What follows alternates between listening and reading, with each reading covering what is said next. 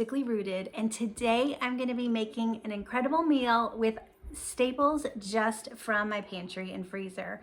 So several different friends and people that I follow on YouTube are doing a pantry challenge for the month of January, sometimes January and February.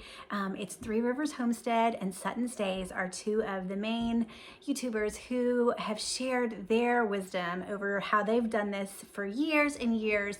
And I love the concept. So a lot of times after Christmas, so many of us are tighter on our budgets, or those of us who have stored vegetables and meats and different things after harvest time, we have a lot stored up, and we're going to be needing to clear that out this spring as we get new produce and new chickens or whatever we are raising. And so eating from your pantry is such a cool challenge. And so today I am making chili with meat from a ground beef from a local farmer here in South Carolina. And I'm gonna start with that and some of the other fun ingredients I have on hand.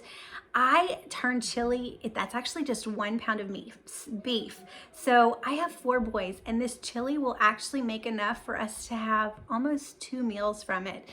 So I add so much goodness to it, and I actually don't even add beans. So this is very hearty, very vegetable heavy bone broth, but I'm gonna saute the meat and then add in onion and celery and garlic. We actually get a bushel of onions from a local farmer, and they keep really well over the course of the time. We also do that with sweet potatoes. So after I get the ground beef and the onions, celery and garlic in, I am going to add in some different shredded sweet potatoes, and then I also add in, so some of the things that I do is I dehydrate vegetables. So this is my dehydrated zucchini. I add a ton of that. I even add shredded beets. So it's so colorful, it's so healthy, it's got great antioxidants. And so I'm gonna add the shredded sweet potatoes, shredded carrots, zucchini, beets, and I add a big, huge, like tablespoon or more of cumin, and then of chili powder. I need to pull those out still. So chili powder and cumin, salt and pepper, a dash of cayenne, and then I have my bone broth already canned. I usually keep a gallon in the fridge also, as I'm just constantly making from our carcasses that we raised, the meat birds that we raised. And my secret ingredient that I add at the very end is a drop of oregano. I also add in thyme and bay leaves, but I love that I can make this meal with things that I've already prepared and had. And so I feel like when I used to make chili, I was chopping up all the vegetables. I would still use all the vegetables, but I had to chop them and shred them in my food processor and get them in, and I had to make sure I had bone broth cooking in my Instapot, and it was just a big process with a lot of prep. And so with the pantry challenge, it's actually helping make dinner time faster. It's almost like homesteader fast food. So because I can just take this, and then also I forgot to grab this. So I have some frozen ground beef, but I also have some beef and venison that I have pressure canned up in my pantry. And so I could have even started the meal with that to make it even faster.